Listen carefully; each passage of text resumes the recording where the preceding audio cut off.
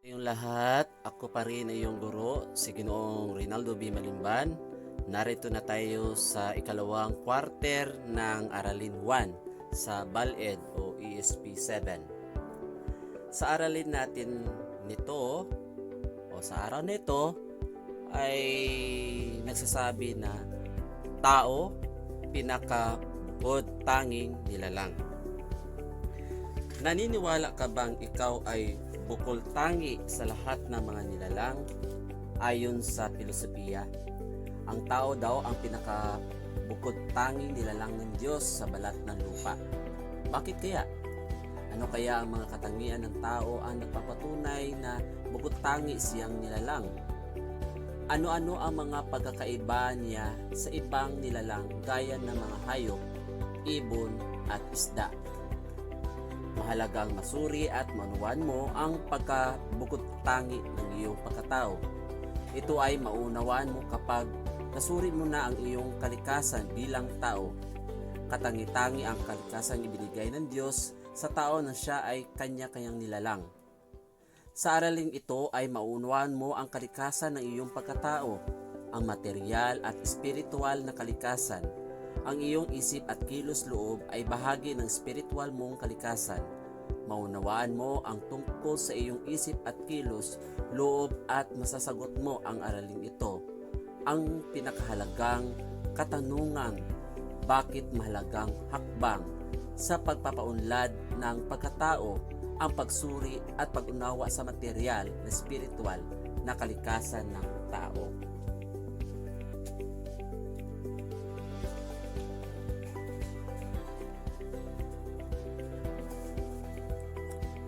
Marisa, hulaan mo ito.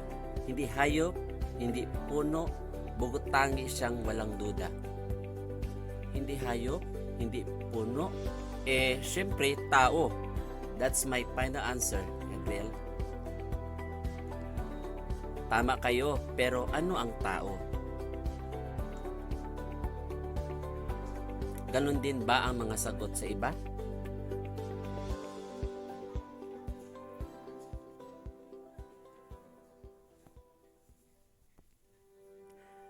Ang salitang tao ay tumutukoy sa isang nilalang na may katawan at espiritual o espiritu.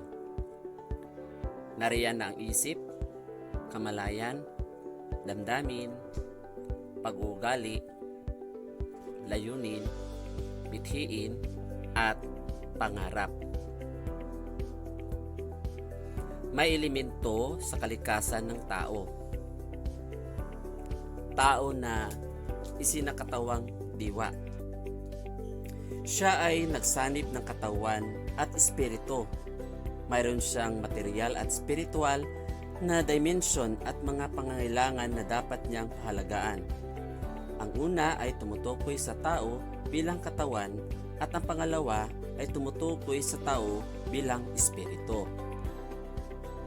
Pangalawa naman ay tao ay may isip at kamatayan. Mayroon siyang kakayahang umuunawa ng mga kaalaman ng kakayahang magpapasya ng gusto at ayaw ng mabuti o masama.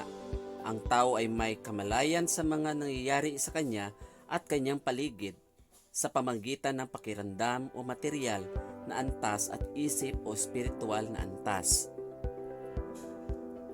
Tao ay may nakaraang kasaysayan.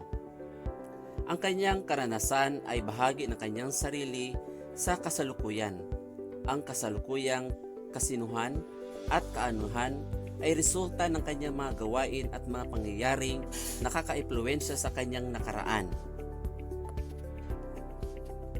Tao at may kalayaan at pananagutan. Ang kanyang kalayaang kumikilos ay nababatay sa kakayahang tumugon sa mga pangailangan ng sarili ng iba pa niyang kapwa. Tao ay nabubuhay kasama ang kanyang kapwa. Siya ay nakipag-ugnayan sa kapwa upang maging ganap ang kanyang kasinuhan. Pananagutan niya ang paunlarin na hindi lamang sarili kundi pati na ang kanyang kapwa rin. Pang-anim, tao ay nabubuhay at namamatay. Sa panahon ng kanyang buhay sa mundo, Patuloy na nagbabago ang kanyang pamumuhay. Maaring bumuti, maaring sumama habang buhay pa ang tao. Ang masamang buhay at maari pang mapabuti.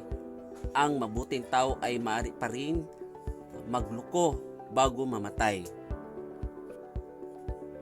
Pang-7, tao ay may tunguhing kaganapan. Siya ay patuloy na nagpapakatao, naghahanap ng kabuluhan sa buhay. Habang tumatanda siya, ang kanyang kaligayahan ay matatamo sa pagkapwa at sa pagbabahagi ng kanyang sarili para sa iba. Ang kanyang kaganapan bilang tao, ang pagpagawa ng kabutihan at pagsisilbi sa kanyang kapwa. Bakit mahalaga ang pagsusuri at pag-unawa sa kalikasan ng tao? Dahil sa pagsusuri sa kalikasan ng tao, isang napakahalagang hakbang tungo sa pag-unawa niya ang kanyang kabuuan at kaganapan. Na ang tao ay binubuo ng dalawang magkasing halaga at magkaiba ngunit magkasanib sa kalikasan. Katangi-tanging kalikasan na ibinigay ng Diyos sa tao. Ang kalikasang espiritual ang nagbigay ng kanya ng kakayahang mag-isip kung paano niya mapangasiwaan at pamahalaan ng mabuti ang kanyang sarili at ang lahat ng nilalang ng Diyos. Ang kalikasang material nagbibigay sa kanya ng kakayahang kumilos o gumawa ng nararapat na pananatili ang kanyang maunlad, ang kanyang pamumuhay at ang lahat ng kanyang nilalang. At narito ang tinatawag nating pattern tungkol sa tao. May dalawa ito na tao na isinakatawang diwa. Una, spiritual. Pangalawa, material. Ang spiritual ay binubuo ng dalawa rin, isip at konsensya, kilos, loob. Ang material naman ay madalawa, padamdam, emosyon. Sa padamdam may dalawa din ang angkop, panlabas na padamdam at panloob na padamdam. Sa emosyon naman ay tinatawag na hangad, gusto, pang-ayaw, pagkaluha, pighati, pag-asa, pagkawala ng pag-asa, tapang, takot, at galit. Sa panlabas na padamdam naman ay tinatawag nitong paningin, pandinig, panlasa, pangamoy, pansalat. At sa panloob naman ng padamdam, ito ay tinatawag na kamalayan, imahinasyon, memorya, instinct, o likas na reaksyon o pagmamahal ng buot.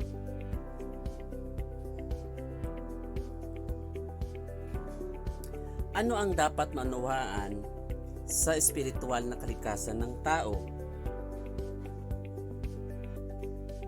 Ang espiritual na kalikasan ang nagpapatangi sa tao bilang nilalang. Tanging tao lamang ang binbayaan ng Diyos ng ganito.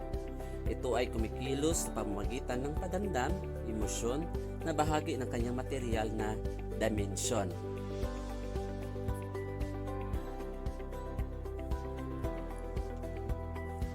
Kaya may tatlo tayong kalikasan na tinatawag sa tao na maunawaan. Una, isip o intellect. Ang isip o intellect, ito ay kakayahang umiisip at magsuri ng iba't ibang paraan upang mapaunlad ang tao, ang buhay niya, ang kanyang kapwa. Ito ay kakayahang tumuklas at magbigay kahulugan sa mga kaalam. Pangalawa naman, ang kilos, loob o will. Ito ay nagpapasya sa batay sa nakalalap na impormasyon o isip. Ang kilos loob ay nag-uudyok na piliin kung alin ang mabuti o tama. Ito ay biyaya ng Diyos sa tao. May kalayaan ang tao na piliin at mabuti o piliin ang masama. Ngunit ang tunay na kalayaan ay ang kalayaang piliin ang tama at mabuti para sa kanyang kaganapan. Pangatlo naman, ang konsensya. Ang konsensya ito ay kakayahang maglapat ng kaalaman at pagsasagawa ng paglilitis o paghuhusga sa isip kung mabuti o masama ang pagpasya o kilos. Maaari itong maghusga bago pagkatapos ng pagpasya o pagkilos.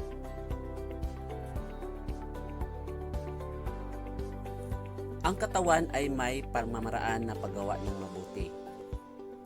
Una, igalan ang katawan sa pamamagitan ng kalinisan at kalusugan sa isip, puso at gawa.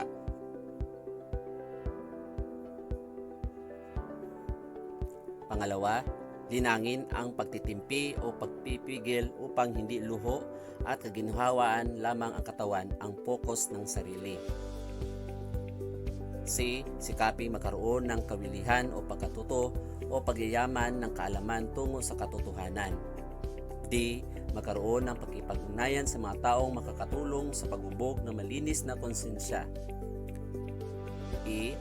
Pangasiwaan ng mga emosyon upang magdulot ang mga ito ng kaunlaran ng pagkatao, hindi makasira sa sarili at sa ibang tao. F. Magkaroon ng pamantayang moral sa lahat ng papasya, kilos at gawa. G. Magkaroon ng katatagan at malawak na pag-unawa sa mga realidad at katotohanan sa buhay. H. Ituring ang katawan bilang instrumento ng kabanalan at ng pagpuri sa Diyos. Paano makakamit ang tao ang bilang instrumento ng kaganapan?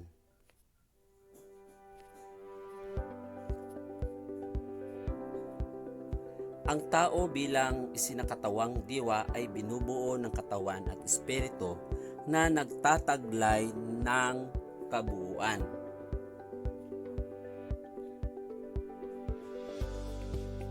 Sa kanyang katawan ay napapaloob ang mga elemento ng aspetong material sa pamamagitan ng kanyang kakayahan at katarungan. Ay napapataas niya ang antas ng kaganapan ng elementong material at hindi hinahayaang makasagabal ang masasamang hilig ng kanyang material na katawan. Ito ay nagsisilbing direksyon sa isang mabuting buhay. Kaya meron tayong tinatawag na 7 estrahiya. Ang 7 estrahiya na pagkulat ng spiritualidad, kabuuan para sa kabataan ay una, tanggapin mong ikaw ay nilalang ng Diyos sa kanyang kapangyarihan na impluwensya sa iyong buhay. Magkaroon ng ugnayan sa Diyos araw-araw, magnilay-nilay tungkol sa iyong ginagawa tungkol sa papaunlad ng iyong material at espiritualidad ng katingian.